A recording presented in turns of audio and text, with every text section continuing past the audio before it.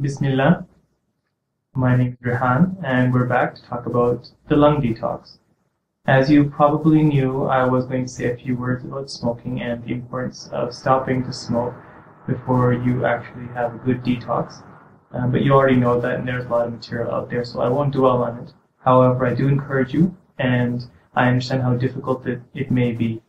But it's essential to eliminate pollutants and smoke and even things like space heaters if you're living in a place that's heated by kerosene or propane, that those things are eliminated before you start your detox.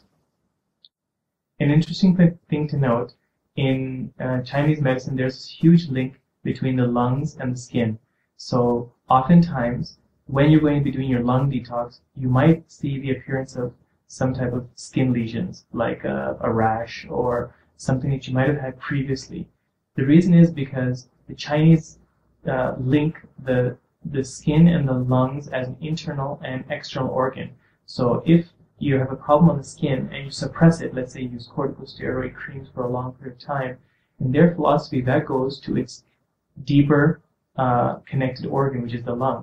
Someone who might have had an eczema or skin rash problem earlier in life, and they used corticosteroid creams and they kept on applying it and came back and they applied it and they came back and they applied it. Eventually it went away, but then they found themselves to have symptoms of allergies or asthma. I'm sure whoever's listening to this will have recognized these links because they're very they're ubiquitous links all around in our literature. But the Chinese have made this link. So when you're going to be detoxing the internal link, you might see the external organ come back out with a previous problem that you had that was suppressed. So the treatment. Number one, eliminate some of the things that we had mentioned, as well as the mucus forming foods. Because of the mucus that ends up forming in the lungs when there's a lot of accumulation, and such as smokers specifically, they can't get that stuff out, and that's why they have that smoker's cough. That mucus needs to be expelled. So a good thing to do is eliminate the mucus forming foods such as milk and dairy products. And number two includes foods that help to relieve mucus.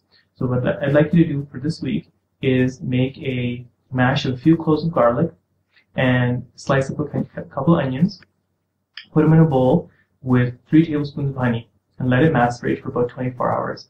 Every morning, take a spoonful, and if you could pick out the pieces of the onion and garlic, then that's fine. Otherwise, you can just take it as is if you can handle it.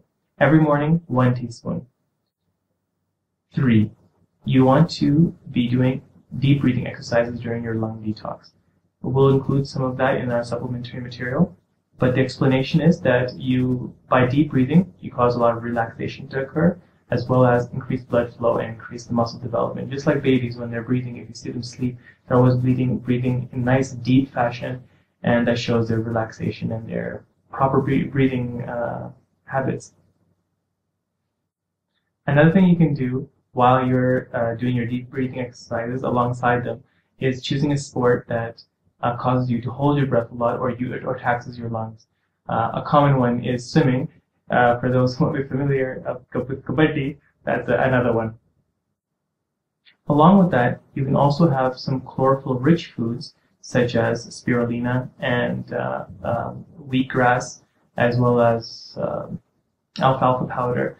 This is oftentimes found in a mix of a greens powder. And so during your lung detox, those are particularly helpful, and they'll not only help to clean the lungs, but also help to cleanse out the detox that's going along with the skin. The main improvement you'll see with your lung detox is better skin. Just like the main way you can tell that a smoker is not very healthy and their lungs are not in good shape is that their skin actually wrinkles and becomes drier faster than other people in age. One thing that you'd like to increase during your lung detox is glutathione, because the lungs store a lot of glutathione, and it's the master antioxidant. Antioxidants, as some of you may be familiar, they decrease the damage that occurs from free radicals, or basically the damage that occurs from the normal processes of aging. Antioxidants decrease that, and so glutathione is one of the most powerful because it not only is an antioxidant itself. It replenishes and allows other antioxidants such as vitamin C to perform their function better. So this week, try to include higher amounts of asparagus, broccoli, avocado, and spinach. All of these increase glutathione in your body. One last point to remember is the use of milk thistle. Milk thistle is a very useful herb. It's good for replenishing and increasing the amount of glutathione in the body, as well as it has liver benefits. So if you were going to do your liver detox next, this would be an ideal time to use milk thistle near the end of your lung detox going into your liver detox. You could probably buy that as a dropper in your local herb market. Take a couple drops as directed based on the concentration on the bottle into a tea, drinking 1 or 2 cups a day. And that would help to increase the glutathione and as well as help you augment your lung detox. Finally, one last thing to do for your lung detox is get a massage. A rub-down massage will increase blood circulation, and because of the link between the lung and the skin, according to these Eastern philosophies, it will actually encourage a lung detox. It also helps to relax you, especially if you are, giving up some addictive habits. So I hope you have a refreshing lung detox and you're able to kick some of the habits that you've been trying to do for a very long time.